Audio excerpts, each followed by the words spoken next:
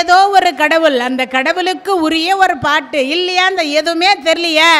கொஞ்ச நேரத்துக்கு முன்னாடி சொன்னோம் இல்லையா, சிவாய நமையென்று சிந்தி திருப்போர்க்கு அபாயம் ஒரு நாளும் இல்லை.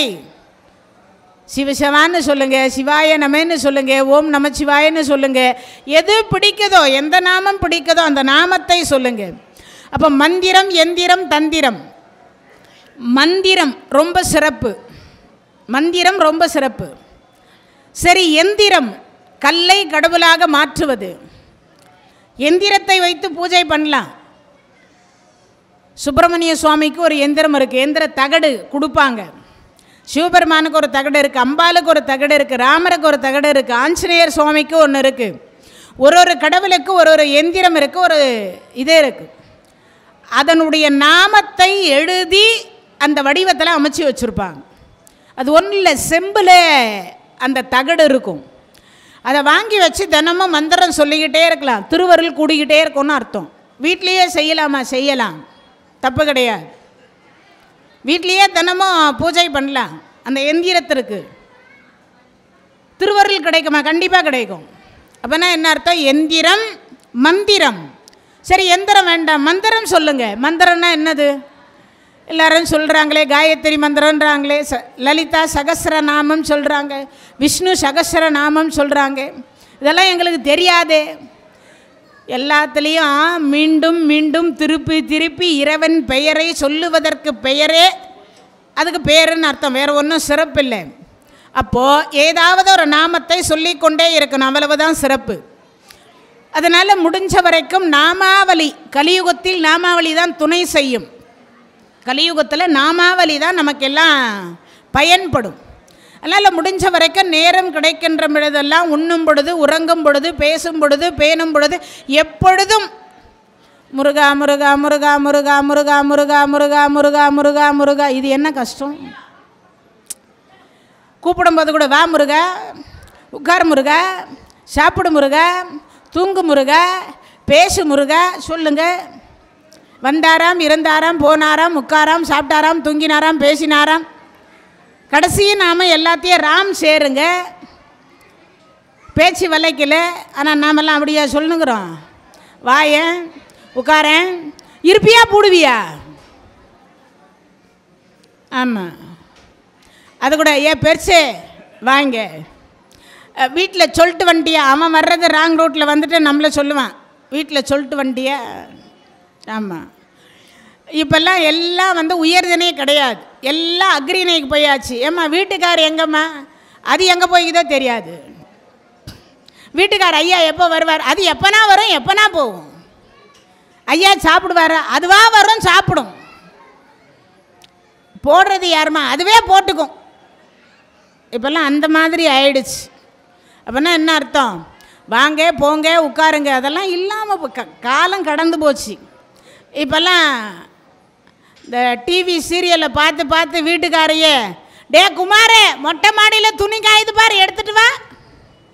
ஆமாம், நான் கேட்டேன், ஏம்மா உங்கள் பையனான்னு? இல்லைங்க, எங்கள் வீட்டுக்கார். ஆமாம், இப்போல்லாம் கூப்பிட்றதே, ஒரு காலத்தில் வீட்டுக்கார் பேர் சொல்கிறதுக்கே பயந்தாங்க, பேரே சொல்ல மாட்டாங்க. ஏக்கா எங்கள் வீட்டுக்கார் பேர் கேட்குறாங்க, கொஞ்சம் சொல்லு. பக்கத்து வீட்டுக்காரக்கா அவள் கூப்பிட்டு விட்டாங்க. அடியே எங்கள் வீட்டுக்கார் பேரும் அது தாண்டி நான் எப்படி சொல்கிறது? அதுக்கு வேறு ஒரு கதை சொல்லுவாங்க. அந்த பழனி மேலே, பழனி அவர் பேர், பழத்துக்கு கோச்சிட்டு போனார், அவத்து தாங்க எங்கள் வீட்டுக்கார் பேர். என்ன பண்ண முடியும்? வந்தவர் முஸ்லீமாக இருந்தால் என்ன பண்ணுறது? கணக்கெடுக்க வந்தவர் முஸ்லீமாக இருந்தால் அவருக்கு தெரியுமா நம்ம கதை? தெரியாது. அம்மா உங்கள் வீட்டுக்கார் பேர் என்னம்மா? நான் தான் சொல்கிறேன், என்ன கோச்சிட்டு போனார், அதுதான் எங்கள் வீட்டுக்கார் பேர். யாருமா கோச்சிட்டு போனா? அப்பங்கிட்ட கோச்சிட்டு போனார், அதுதான் எங்கள் வீட்டுக்காரர் பேர். அப்படியெல்லாம் சொல்லுவோம். அப்போனா என்ன அர்த்தம்? நாமாவளி ரொம்ப சிறப்பு. அப்போனா என்ன அர்த்தம்? உண்ணும் பொழுது, உறங்கும் பொழுது, பேசும் பொழுது எப்பொழுதும் இறை நாமத்தை சொல்லுங்கன்ற. வேறு ஒன்றும் பெருசாக நான் சொல்லலை. இறை நாமம் துணை செய்யும். கடைசி வரைக்கும் கடவுள் தான் நமக்கு துணை, வேறு யாரும் நமக்கு துணை வர மாட்டார். அதான் விஷயம். அப்போது இங்கே சொல்லுகிற பொழுது சொல்கிறார் காளி எந்திரம். அதாவது அலாக் நந்தா நதி அப்படின்னு ஒரு நதி இருந்தது காஷ்மீரில், இப்போவும் இருக்குது. அந்த நதிக்கரையில் ஒரு திட்டு இருக்குது. அந்த இடத்துல ஒரு காளி எந்திரம் இருந்தது. முன்பே சொன்னேன் இந்த 51 சக்தி பீடத்துக்கு என்ன கதை அப்படின்னு. அம்பாளினுடைய உடம்பு வெடித்து சிதறுகிற பொழுது ஒவ்வொரு பாகம் விழுந்த இடத்தை 51 சக்தி பீடங்களாக சொல்லிகிட்டு இருக்கோம். சரி, திருக்காரணீஸ்வரர் இங்கே இருக்கிறார சைதாப்பேட்டில், இதுக்கு என்ன, எப்படி இங்கே ஆலயம் உற்பத்தி ஆகியிருக்கும்? அம்பாளினுடைய உதிர துளிகள் எங்கெல்லாம் விழுந்ததோ அங்கெல்லாம் கோயில் உற்பத்தி ஆச்சு. இது தெரிஞ்சு வச்சுங்க எல்லாருமே. சமீபத்தில் கட்டிய ஒரு பிள்ளையார் கோயிலாக இருந்தால் கூட ஏற்கனவே அந்த இரத்தத்தினுடைய துகள் அங்கே விழுந்திருக்கணும், ஏற்கனவே அங்கே ஆலயம் இருந்திருக்கணும். நாம் இப்போ புதுசாக கட்டுறோன்னு அர்த்தம். அது நாளடைவில் மறைஞ்சு போயிருக்கும். இப்போவே எவ்வளவு கோயில்கள் பார்க்குறீங்க, இடிஞ்சு போய் பாலடைஞ்சு போய் அதை பராமரிக்காமையே எவ்வளவோ கோயில்கள் போட்டு வச்சுருக்கிறாங்க. அதை போல் அப்போனா என்ன அர்த்தம், புதுசாக கட்டியிருந்தாலும் அந்த இடத்துல ஏதோ அம்பாளினுடைய அனுகிரகம் அப்படின்னு சொல்லக்கூடியது அந்த இடத்துல இருக்குதுன்னு அர்த்தம். அதைத்தான் நீங்கள் பார்த்தீங்கன்னா அந்த இடத்துல அந்த திட்டில் காளி எந்திரம் இருந்தது. அது தினமும் ஒருத்தரை அந்த நகரில் பலி வாங்கிட்டு இருந்தது. தினமும் ஒருத்தர் இறந்துட்டே இருந்தார். இது சாத்தியமான ஒரு கேள்வி. இது சாத்தியமா? சில பேர் சொல்லுவாங்க, அந்த ரோட்டில் ஆக்சிடெண்ட் நடந்துக்கிட்டே இருக்குது. ஒரு சில இடத்துங்களில் பார்த்தீங்கன்னா இடம் ரோடு பெருசாக இருக்கும், ரோடு பெருசாக தான் இருக்கும். ஆனால் குறிப்பிட்ட அந்த இடத்துல மட்டும் பார்த்திங்கன்னா அடிக்கடி ஆக்சிடெண்ட் ஆகிட்டே இருக்கும். அதுக்கு என்னென்னா அந்த இடத்துல ஏதோ ஒரு ஆன்மா தன்னுடைய ஆசை நிறைவேறாமல் அந்த இடத்துல இறந்து போய்ட்டு இருந்ததுன்னா அந்த ஆன்மா அங்கேருந்து பிரிஞ்சிருக்காது, அங்கேயே உட்காந்துருக்கோம். வரவனெல்லாம் நாமளும் இதே மாதிரி பண்ணிவிட்டு நமக்கு துணை தேடி வச்சுக்கலான்னு வச்சுக்குவோம். அதுதான் காரணம். அது மாதிரி அந்த எந்திரம் சரியான அமைப்பு இல்லைன்னு அர்த்தம். மந்திரம் சொல்கிறோமே, அது தப்பாக சொல்லக்கூடாதுன்னு ஒரு ரூல்ஸ் இருக்குது இல்லையா? அதுக்காக தான் முன்னாடி ஓம் என்கின்ற பிரணவத்தினுடைய மந்திரத்தை போடுறது. அந்த ஓம் என்கின்ற பிரணவத்தினுடைய மந்திரத்தை போட்டிங்கன்னா பின்னாடி வரக்கூடிய நாமம் தப்பாக வராதுன்னு அர்த்தம். ஒருவேளை தப்பாக இருந்தாலும் அந்த பிரணவம் என்கின்ற சொல்லக்கூடிய ஓம் என்கின்ற அந்த நாதம் அதை சரிப்படுத்தி விடும் என்பது அர்த்தம். ஓம் நமச்சிவாயே, ஓம் சொர்ணாம்பிகை நம, ஓம் காரணீஸ்வரர் நம. அப்போனா என்ன அர்த்தம், முன்னாடி போடுற வார்த்தை ஓம் போட்டால் அடுத்து வரக்கூடிய நாமம் பிழை இல்லாமல் வரும் என்பது ஐதீகம்.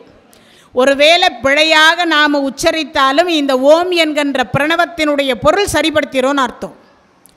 அப்போது தப்பான அந்த எந்திரம் அமைப்பு சரியாக இல்லைன்னா அது ஒருத்தரை பலி வாங்கிக்கிட்டே இருக்குமா. நான் ஈஞ்சம்பாக்கத்தில் இருக்கிறேன். அங்கே கௌரியம்மன் கோயில்னு ஒன்று இருக்குது, பக்கத்துலேயே உள்ளேயே சிவாலயமும் இருக்குது. ஆனால் கிட்டத்தட்ட ஒரு 30 வருஷத்திற்கு மேலே கும்பாபிஷேகமே நடக்கலை. பெரிய குளம், கிட்டத்தட்ட ஒரு 5 ஏக்கர் 10 ஏக்கரில் இருக்குது குளம். அந்த குளத்தில் கும்பாபிஷேகம் சமீபத்தில் தான் நடந்தது. இந்த கொரோனா லாக்டவுன் முடிஞ்சதுக்கப்புறமா நடந்தது.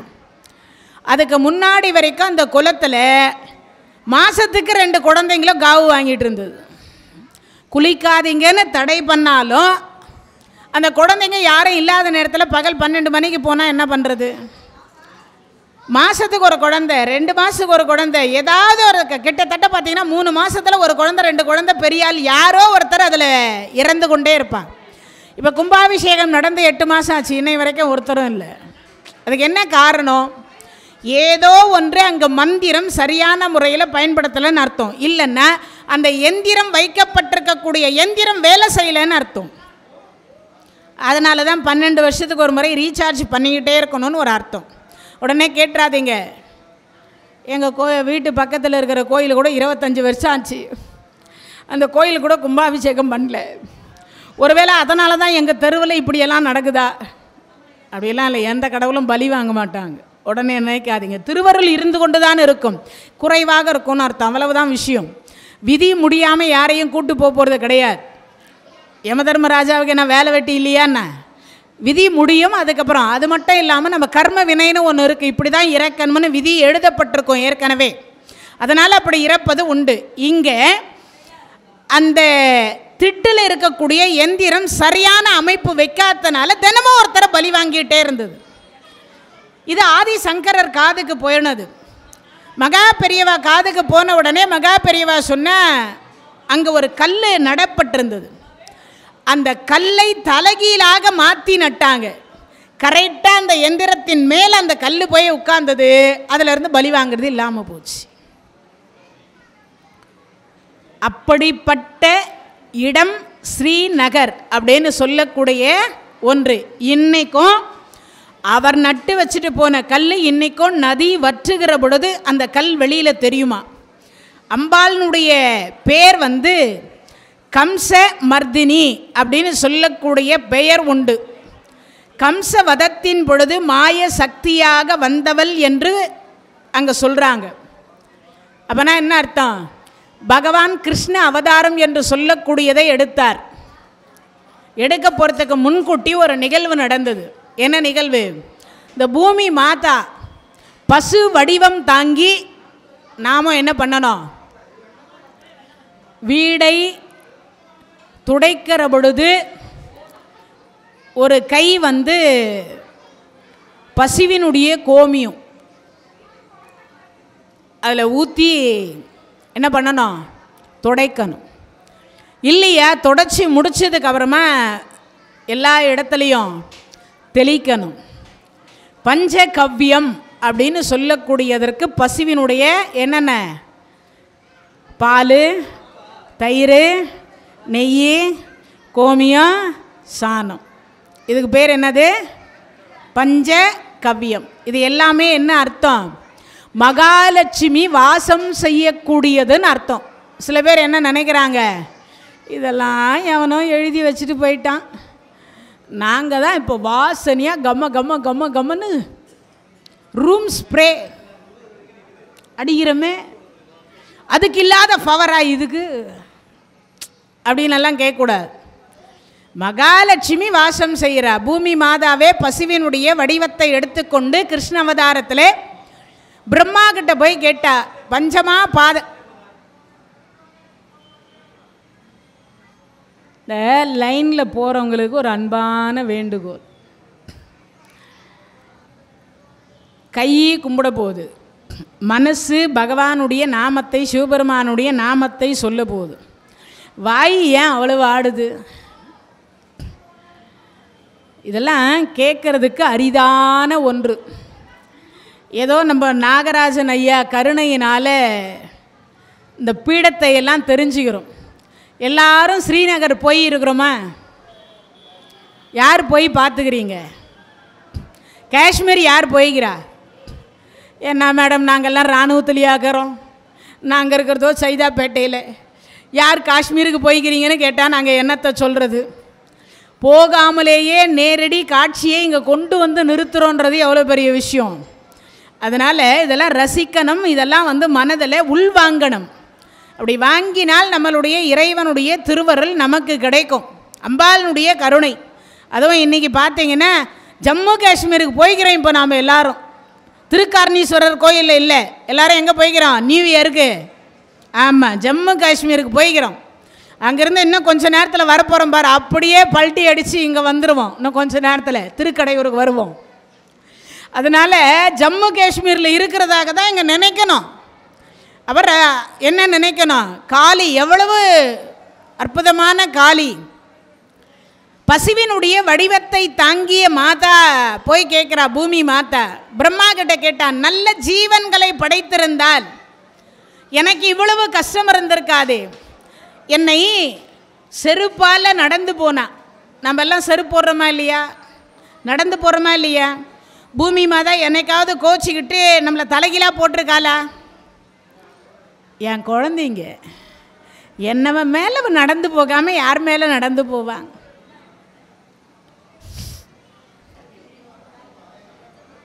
என் குழந்தை என் மேலே போடாமல் யார் மேலே போடும்? பல்லு தேய்ச்சிட்டு எங்கே துப்புறோம்? எல்லாம் உள்ளேயா முழுங்குறோம்? கீழே தானே துப்புறோம். அது பூமி மாதா தானே. உங்கள் வீட்டு பாத்ரூமாக இருந்தால் என்ன தலைமையிலையா இருக்குது? பாத்ரூமில் துப்புறீங்களோ வெளியில் துப்புறீங்களோ? துப்புறீங்களா இல்லையா? நம்ம முன்னாடி யாராவது நம்மளை துப்புனா நமக்கு எவ்வளோ கோபம் வரும். இவ்வளவு பேர் உட்காந்துட்டு காலையில் தேய்ச்சி அந்த அம்மா மேலே தானே துப்பிட்டு வரோம். அந்த அம்மாவுக்கு எவ்வளோ மனசு யோசிக்கணும். ஆனால் அந்த அம்மா சிரிச்சிக்கினே ஏற்றுக்கனால என் குழந்தை என்ன துப்பாமல் வேறு யார். இந்த பூமியில் நீர் கிடைப்பதற்கு எவ்வளவு ட்ரில்லிங் மிஷின் போடுறோம், எவ்வளவு அந்த அம்பாள் உடம்பை புண்ணாக்குறோம், எவ்வளவு கிணறு வெட்டுறோம், எத்தனை போர்கள் போடுறோம். ஒரு வீட்டுக்கு 4 போர் போட்டு வச்சுக்கிறோம். நம்ம வீட்டில் இங்கே போட்டோம், தண்ணி நல்லா இல்லை, உப்பாகுது. அங்கே நல்லாகுது. ஆனால் வெயில் காலத்தில் தண்ணி வருமா, இன்னொரு போர் போடு. 1500 அடியானாலும் போடு. வருஷம் 365 நாளும் 24 மணி நேரமும் ஓடுற மாதிரி மோட்டரை ஃபிட் பண்ணு.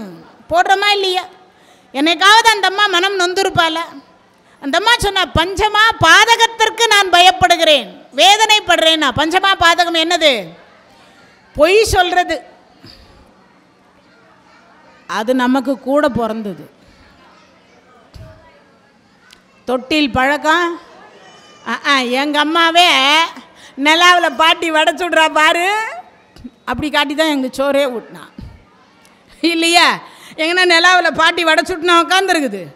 எங்கள் அம்மாவே போய் சொன்னாங்க, நான் போய் சொன்னால் தப்பு இல்லைன்னா அவனும் சொல்ல ஆரம்பித்தான் இல்லையா? அப்படி தான் போயிட்டுருக்கு. ஒன்று ஒன்றா பொய். அதை விட இன்னொன்று, நம்மை படைத்த கடவுளே முதல் பொய்யை பிள்ளையார் சுழி போட்டு தொடங்கி வச்சாரா இல்லையா? தாழம்பூவை பொய் சாட்சிக்கு அடைத்தவர் யாரு? பிரம்மா தானே. நம்ம படைக்கிற கடவுளே பொய் சொல்கிறான், நாம் ஏன் சொல்லக்கூடாதுன்றது மாதிரி வந்துருச்சா இல்லையா? அப்போனா என்ன அர்த்தம்? படைக்கிறவனே பொய் சொல்கிறான், நாம் சொன்னான்னா தப்புன்னு எல்லாம் சொல்ல ஆரம்பிச்சிட்டோம். அது கூட யாருக்கிட்ட? கடவுள்கிட்டயே சில நேரத்தில் பொய். கடவுள்கிட்டயே பொய் சொல்கிறோம் சில நேரங்களில் இல்லையா? அப்போது பொய் என்பது அந்த அம்மாவுக்கு பிடிக்காதுன்னு அர்த்தம். இன்னொன்று, பொய் சொன்னால் பிடிக்காது, திருடுவது பிடிக்காது. பொய் பிடிக்காது, திருடுவது, ஏமாற்றுவது, குடியை கெடுப்பது, கொலை, கொள்ளை, கற்பழிப்பு, இதெல்லாம் பிடிக்காத விஷயம். இதெல்லாம் அந்த காலத்தில் துவாபர யுகத்தினுடைய முடிவில் அதிகரிச்சுது. அந்த மாதா பசுவினுடைய வடிவத்தை எடுத்துக்கொண்டு போய் கேட்டார், நல்ல அறிவுள்ள குழந்தைகளாக படைக்கக்கூடாதா? நான் இவ்வளவு வேதனைப்படுறேனே, பஞ்சமா பாதகத்திற்கு நான் பயப்படுகிறேனேன்னா. அம்மா எனக்கும் ஒன்றும் தெரியாது, வா நம்ம காக்கும் கடவுள்கிட்ட போகலான்னாங்க. காக்கும் கடவுளிடத்தில் போய் கேட்டார். காக்கும் கடவுள் திருமால் சொல்கிறார், அம்மா நீ ஒன்றும் கவலைப்படாத, 2 விஷயம் நான் உனக்கு சத்தியம் பண்ணி தரேன். என்ன சுவாமி? பிறந்தா எல்லா குழந்தைகளும் மண்ணை தின்ன வைக்கிறேன், இறந்தா நீ அவங்கள தின்னு. இந்த 8 மாதத்தில் இருக்கோம், கிரைனட் போட்டிருக்கோம் வீட்டில். ஆனால் அந்த கதவனுடைய சந்துலையாவது பிள்ளைங்க என்ன பண்ணுவாங்க, சுற்றி முற்றி பார்த்துட்டு இந்த விரலை நாக்கில் வச்சு ஒரு தொட்டு தொட்டு நக்கிடும். 1 செகண்டு கீழே விட்டிங்கன்னா சுற்றி முற்றி பார்த்துட்டு டேஸ்ட்டு பார்த்துரும். அந்த குழந்தைங்களுக்கு இன்றைக்கு வரைக்கும் அந்த பழக்கம் இருந்துட்டு தான் இருக்குது. துவாபர யுகத்துக்கு முன்னாடி ஆரம்பித்தது இன்றைக்கு வரைக்கும் இருக்குது, மண்ணு தின்ற பழக்கம் இல்லையா? பகவான் சொன்னார், அம்மா நீ ஒன்றும் வருத்தப்படாத, பிறந்தால் அவர்களை தின்ன வைக்கின்றேன், இறந்தால் அவர்களை நீ தின்பாயாக. மண்ணு தின்னுதா இல்லையா? நாம் எல்லாம் எரிச்சா என்ன ஆகிறோம்?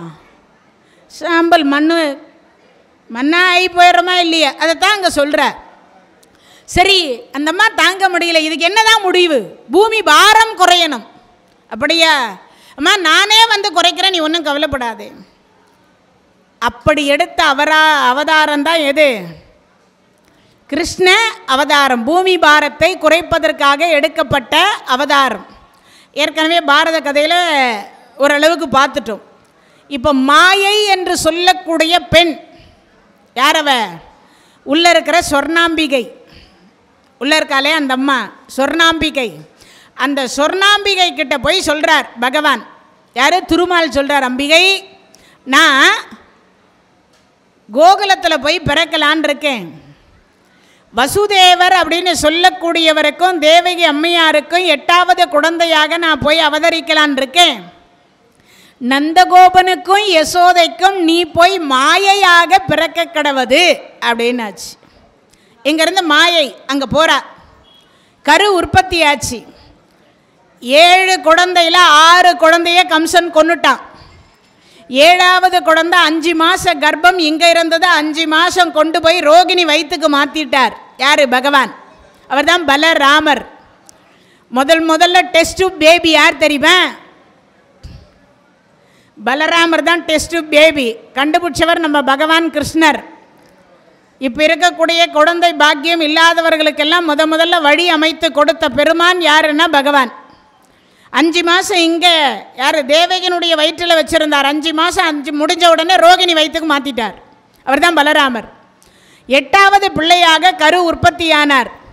100 சிறை கதவுகளுக்கு பின்னால் 100 கேட்டு, அந்த பக்கம் இந்த பக்கம் 2 காவலர்கள், உள்ள கைக்கு சங்கிலி காலுக்கு சங்கிலி, கையிலையும் சங்கிலி கால்லையும் சங்கிலி. இதையும் தாண்டி இல்லறம் என்கின்ற நல்லறம் நடத்துகிறாங்க பாருங்க வசுதேவரும் தேவகியும். அங்கே தான் இருக்கிறதே. அப்போனா என்ன அர்த்தம்? காதல் ஒருமித்த கருத்தோடு கணவன் மனைவி விட்டு கொடுத்து போனால் அந்த குடும்பம் கெட்டு போகாதுன்னு அர்த்தம். சிறைச்சாலையில் இருந்து கொண்டே 8வது பிள்ளை கரு உற்பத்தியாச்சு. பிறப்பதற்கு கொஞ்ச நேரத்துக்கு முன்னாடி பகவான் சொல்கிறார், மாயை நான் இன்னும் கொஞ்ச நேரத்தில் பிறக்க போகிறேன். அண்ணா நீங்கள் பிறந்த உடனே சொல்லுங்கள், நான் அங்கே பிறந்துடுவேன். நீங்கள்லாம் இப்போ தானே செல்ஃபோனில் வீடியோ காலில் பேசுகிறீங்க. முதல்ல வீடியோ காலில் பேசணும், அதுவும் கருவிலேயே வீடியோ காலில் பேசினவங்க யார் தெரியுமா? உள்ளே இருக்கிற சொர்ணாம்பிகையும் வைகுண்டத்தில் இருக்கிற திருமாலும் தான் பேசினாங்க. வைகுண்டத்தில் இருக்கிற திருமாலும் உள்ளே இருக்கிற சொர்ணாம்பிகை 2 பேரும் தான் பேசினாங்க. அதுவும் எப்போ? நீங்கள்லாம் பிறந்ததுக்கப்புறம் இப்போ செல்ஃபோனை வச்சு பார்க்குறீங்க. அவங்க கருவிலேயே செல்ஃபோன் பார்த்துட்டாங்க. முதல்ல வீடியோ கால் பேசினவங்க அவங்க தான் அண்ணன் தங்கச்சி. மாயை அங்கே இருக்கிறா. யசோதைக்கும் நந்தகோபுரனுடைய வயிற்றில் மாயை இருக்கிறாள். இங்கே தேவகியினுடைய வயிற்றில் 8வது பிள்ளை. பகவான் எப்போ அவதாரம்? ஆவணி மாதம். எப்போ? அஷ்டமி திதி, ரோகிணி நட்சத்திரம். ஆவணி மாதம், அஷ்டமி திதி, ரோகிணி நட்சத்திரம். இது எல்லாருக்கும் தெரியும். ஆனால் அந்த துர்காஷ்டமின்னு ஒன்று இருக்குது அன்னைக்கியே. இது யாருக்குமே தெரியாது பெரும்பாலும். அன்னைக்கு தான் துர்கை அவதாரம். மாயைன்னு சொல்கிறோமே, அந்த மாயை அன்னைக்கு தான் அவதாரம் செய்தாங்க. அந்த மாயையாக இருக்கக்கூடியவள் அங்கே அவதாரம். இங்கே பகவான் பிறக்கிறார். அங்கே அஷ்டமி திதியில் தான் இவர் பிறந்த 1 நிமிஷம் கழித்து அங்கே மாயை பிறந்தாள். 2 பேரும் பிறந்தாச்சு. பிறந்த உடனே பேசின குழந்தை யாரான்னா பகவான். சங்கு சக்கரம் சதுர்புஜத்தோடு 4 கரத்தோடு பிறந்துட்டார், அவதாரம் செய்தார். பிறந்த உடனே வசுதேவரும் தேவகியும் பார்த்தாங்க, பகவானே இந்த பாவிகிட்ட இருந்து உன்னை நான் எப்படி காப்பாற்றுவேன்?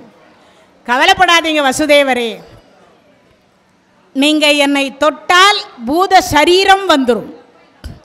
என்ன சரீரம் வரும்? பூத சரீரம்.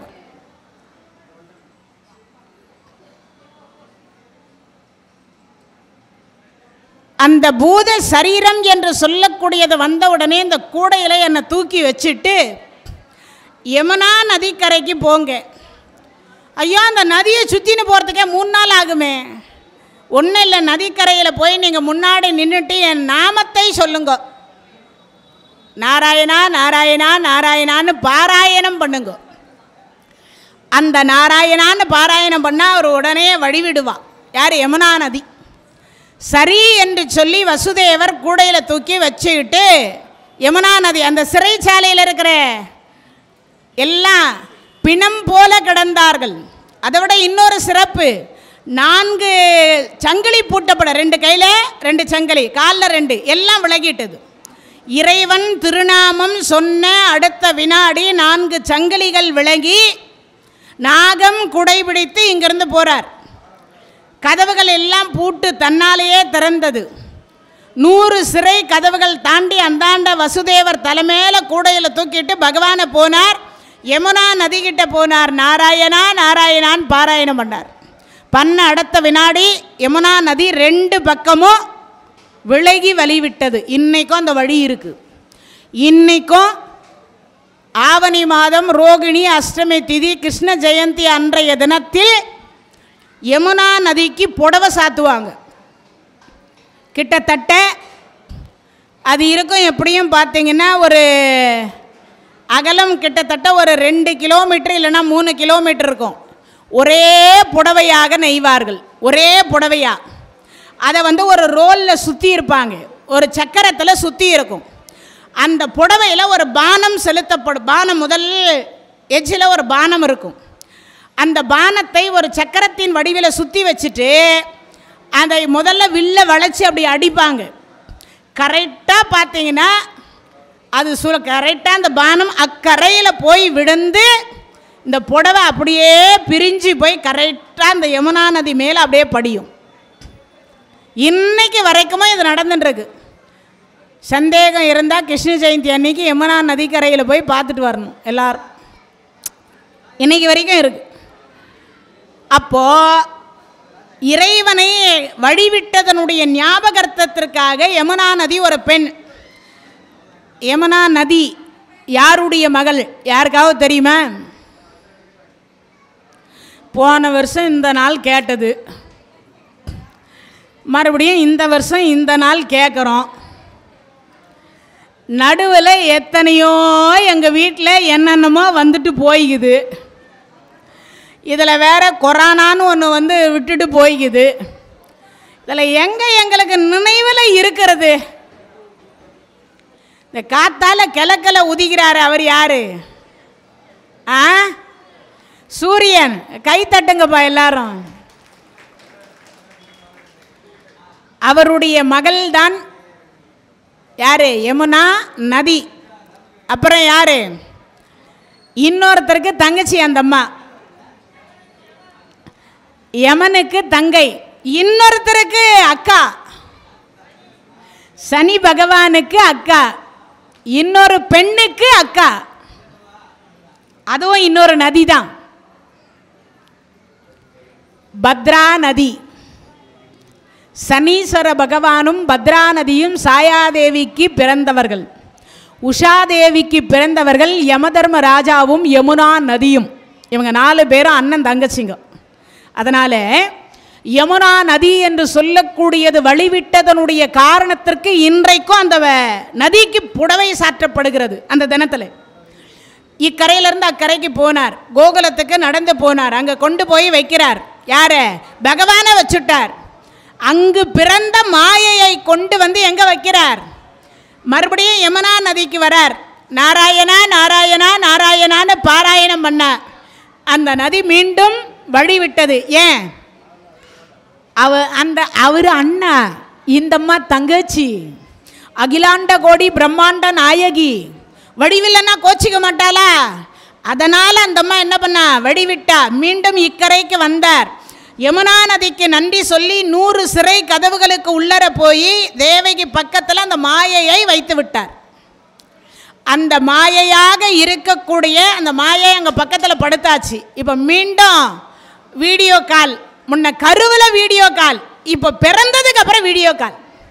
அண்ணா சொல்லு தங்கச்சி, நான் பத்திரமா சேர்ந்துட்டேன்னா. நீங்கள்லாம் சேர்றதுக்கு லெட்டர் போடுறதுக்கு முதல்ல பிள்ளையார் சுழி போட்டவங்க யாருன்னா இவங்க தான், அண்ணன் தங்கச்சி. சேர்ந்துட்டியாம்மா? சேர்ந்துட்டேன். அண்ணா சீக்கிரம் அண்ணா. ஏம்மா என்னம்மா ஆச்சு? இன்னும் பிறந்த குழந்தை அடலையேன்னு எல்லாரும் கேட்க மாட்டாங்களா? குழந்தை பிறந்தா அழணும், இல்லைன்னா மற்றவங்க அந்த வேலை செய்வாங்கன்னு அர்த்தம். ஒரு குழந்தை பிறந்தா என்ன பண்ணணும்? அழணும். அந்த குழந்தை அழலைன்னா மற்றவங்க எல்லாம் அழுவாங்கன்னு அர்த்தம். ஏன்? அந்த குழந்தை இல்லைன்னு அர்த்தம். அதான் விஷயமே. அப்போது குழந்தை பிறந்துருச்சு, இப்போ பிறந்தா அழனவா இல்லையா? இந்த குழந்தை பெண் குழந்தை வேற.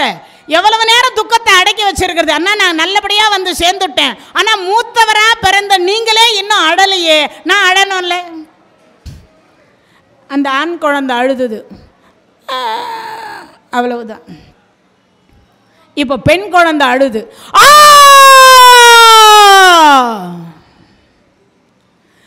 அவங்களுக்கெல்லாம் சுதி 1.5 1.5. நமக்கு 6 5.5 6 வரைக்கும் போகுமா சுதி. அப்போ இந்த துக்கத்தை அடக்கி வைத்திருந்தால் யாரு? இந்த காளி தேவி என்று சொல்லக்கூடிய அம்பாள் அடக்கி வைத்திருந்த இந்த குழந்தை அழுத உடனே கம்சன் அரண்மனைக்கு கேட்டுச்சா அந்த குழந்தையினுடைய சத்தம். 8வது குழந்தை பிறந்துருச்சு. இந்த தூங்கிட்டு இருந்த காவலர்கள் எல்லாம் கண் விழிச்சோம். இவ்வளவு நேரம் தூங்கிட்டும் போல இருக்குதே, ஆஹா உள்ள குழந்தை பிறந்துருச்சு. அதுக்குள்ளே கம்சன் சாவி எடுத்துகிட்டு வந்தான். கேட்டை திறந்தான். ஒன்றொன்னா திறந்து உள்ளே போனால் என்னடா குழந்தை பிறந்ததுன்னு. குழந்தை பிறந்த சத்தமே இப்போ தான் கேட்டுக்குது, என்ன குழந்தைன்னு தெரில. சரி நான் பார்த்துக்கிறேன். உள்ளே போனான். பார்த்தா பெண் குழந்தை. போயும் இந்த பெண் குழந்தையா நம்மளை கொல்ல போகுது அப்படின்னு நினச்சான். இந்த கழுத்தை பிடிச்சி இப்படி தூக்கினான் செவுத்தில். யாரு? இந்த காளி தேவியை அப்படி செவுத்தில் தூக்கினான். தூக்கி அடுத்த வினாடியா சிரிச்சா. 1000 தலை, 1000 கை. கங்கா பவானிக்கு எப்படி வந்ததோ அது மாதிரி இந்த காளி தேவிக்கு 1000 தலை, 1000 கை. பாதம் மட்டும் 2. திருவடி எல்லா கடவுளுக்கும் 2 தான். சிரமும் கரமும் மட்டும் எவ்வளவு நாளும் முளைக்கும். திருவடி மட்டும் 2 தான் இருக்கும். அப்போ 1000 சிரங்கள், 1000 கரங்கள் வந்தது. யாருக்கு? அந்த காளி தேவிக்கு. அந்த அம்மா சிரிச்சிட்டு சொன்ன, என்னை கொல்ல உன்னால் ஆகாது கம்சா, உன்னை கொல்ல போகிற என் அண்ணா கோகுலத்தில் பிறந்து வளர்ந்து கொண்டிருக்கிறார், உனக்கு மரணம் நிச்சயம். அப்படி சொல்லிட்டு 16 வருஷம் அந்த கம்சன் அப்படின்னு சொல்லக்கூடிய வடமதுரையில் இருந்து மறைஞ்சி போய் ஸ்ரீநகர் என்று சொல்லக்கூடிய இடத்தில்தான் 16 வருஷம் அந்த அம்மா குடியிருந்தா. எங்க இருந்தா? ஸ்ரீநகர் என்று சொல்லக்கூடிய ஜம்மு காஷ்மீர் அந்த இடத்துல தான் போய் 16 வருஷம் இருந்தா. சரி, அதுக்கப்புறம் என்ன ஆனா? ஒரு கேள்வி வருது இல்லை? அதுக்கப்புறமா துருபதராஜன் என்று சொல்லக்கூடிய யாகசேனன் வளர்த்த யாகத்துக்குள் திரௌபதியாக வந்து பிறந்தவள் அவதான். இப்போ புரிஞ்சிச்சா கதை? கம்சவதத்திற்காக மாயையாக வந்தவள் பிராட்டியார்.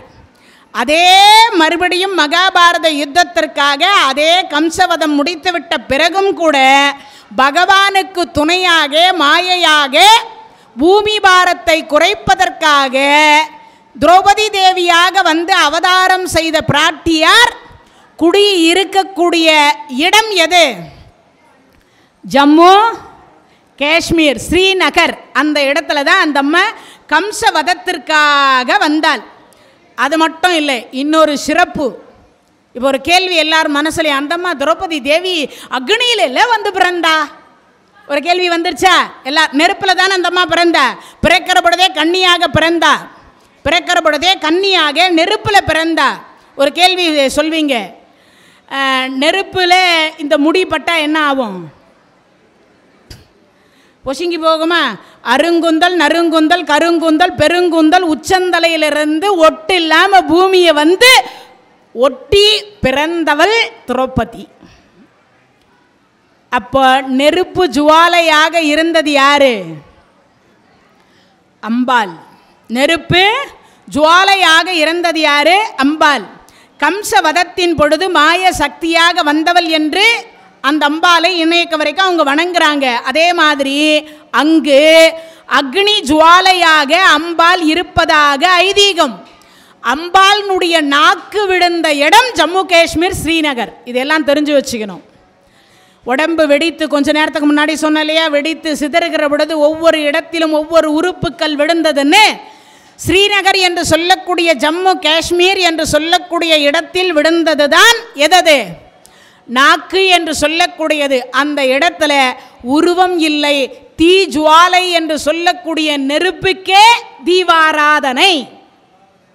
கை தட்டுங்களாம்பா, கேட்டு வாங்க வேண்டியதாக இருக்குது. எனக்கு இல்லை, ஜுவாலாமுகிக்கு. யாருக்கு? ஆமாம், ஸ்ரீநகரில் இருக்கக்கூடிய அந்த அம்மா பேர் வந்து ஜுவாலாமுகி, ஜம்புநாதேஸ்வரி அப்படின்னு பேர்.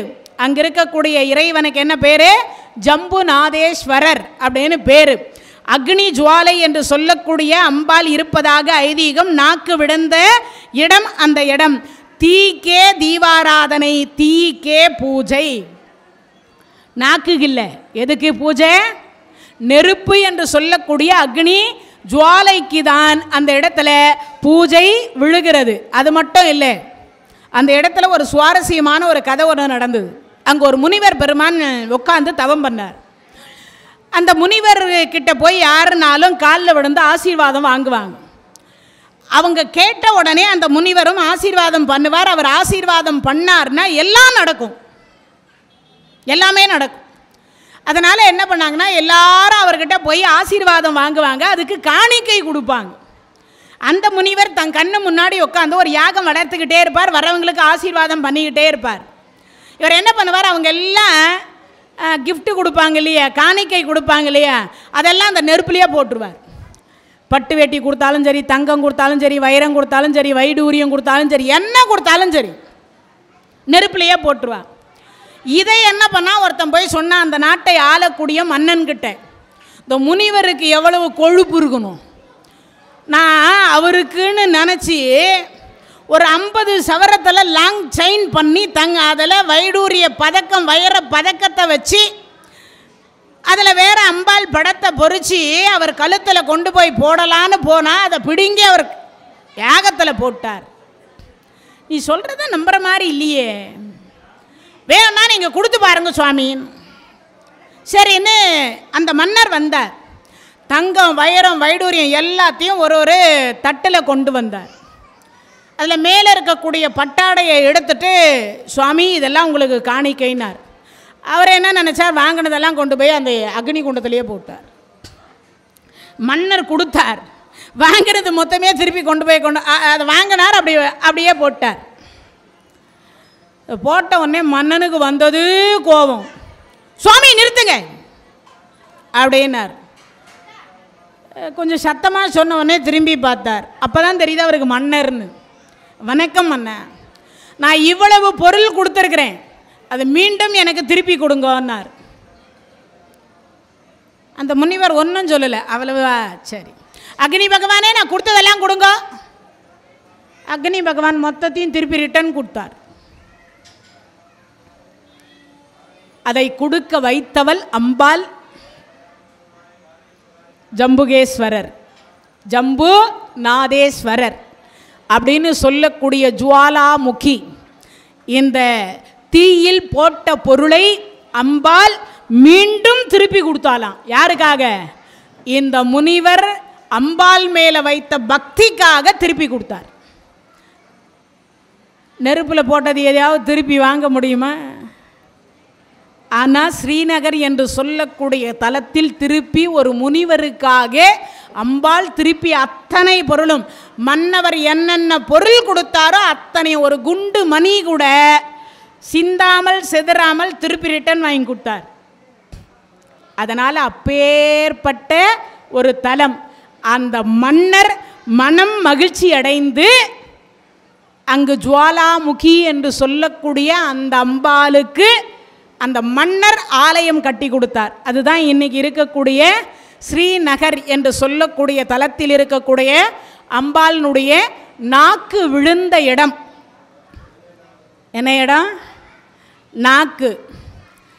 அது மட்டும் நமக்கு சரியாக இருந்துச்சுன்னா, நடுவில் குறுக்கில் மட்டும் ஒரு எலும்பு கடவுள் கொடுத்துருந்தாருல, நாமெல்லாம் ஒழுங்காக இருந்திருப்போம். இந்த எலும்பில்லாத நாக்காக இருக்கிறதுனால தான் என்ன பண்ணுது, ஆமாம் என்னன்னாலும் பேச தோணுது, என்னன்னாலும் பேச தோணுது. அப்படிப்பட்ட நாக்கு விழுந்த இடம், இழந்த பொருளை மீண்டும் முனிவருக்காக அம்பாள் கொடுத்த இடம். அதனால் அந்த அம்பாள் என்று சொல்லக்கூடியவர் மீண்டும் அந்த இடத்துல ஆலயத்தை கட்டி கொடுத்தார். அதே போல் சங்கராச்சாரியார் கிரி என்று சொல்லக்கூடிய சர்வ வாக்கு ஞான பீடம் அந்த இடத்துல தான் பெரிய நம்ம ஆதிசங்கரர் அவர் அங்கிருந்து தான் நமக்கெல்லாம் என்ன கொடுத்தாரா, சௌந்தரிய லகரி அப்படின்னு சொல்லக்கூடிய முதல்ல பாடணுன்ற எண்ணம் அந்த இடத்துல இருந்து தான் அவருக்கு தோங்குகின்றது. அது வாக்கு பீடம்னு பேர். படிக்காத குழந்தைங்க இருந்தால் அந்த இடத்துல போய் ஒரு நாள் அமர்ந்து ஏதாவது ஒரு அம்பாளினுடைய திருப்பெயரை சொல்லி ஒரு கிட்டத்தட்ட 1.5 மணி நேரம் அந்த கோயிலில் இருந்தால் சரஸ்வதி கடாட்சம் கிடைக்குமா? என்ன கிடைக்கும்? சரஸ்வதி கடாட்சம் கிடைக்கும். அந்த இடத்துக்கு சர்வ வாக்கு ஞான பீடம் அப்படின்னு பேர். நல்லவர் நட்பினால் மனம் வெளுக்கின்றது, மனம் வெளுத்தால் மயக்கம் தெளிகின்றது, மயக்கம் தெளிந்தால் சன்மார்க்கம் தெரிகிறது, சன்மார்க்க வழியில் ஜீவன் முக்தி அடைகிறது அப்படின்னு ஸ்ரீநகரை போற்றி ஆதிசங்கரர் அந்த இடத்துல பாடி அருளி கொடுத்த பாடல். அப்பேற்பட்டது நாக்கு விழுந்த இடம் 19வது தலம் என்று சொல்லக்கூடிய 51 சக்தி பீடத்தில் ஸ்ரீநகர், ஜம்மு காஷ்மீர். அதே மாதிரி அம்பாளுடைய திருநாமம் ஜுவாலாமுகி அப்படின்னு சொல்லக்கூடியது. கம்ச வதத்தை முன்னிட்டு மாயையாக வந்து பிறந்த அம்பாள். அந்த கம்ச வதம் முடிந்த உடனே 16 ஆண்டு காலம் அந்த தலத்தில் தான் போய் வாசம் செய்தார்கள். இது 19வது தலம் நிறைவு அடையுது. இந்த தகவல் உங்களுக்கு பிடிச்சிருந்தா லைக் பண்ணுங்க, உங்க ஃப்ரெண்ட்ஸுக்கு ஷேர் பண்ணுங்க, மறக்காம எங்க சேனலுக்கு சப்ஸ்கிரைப் பண்ணுங்க.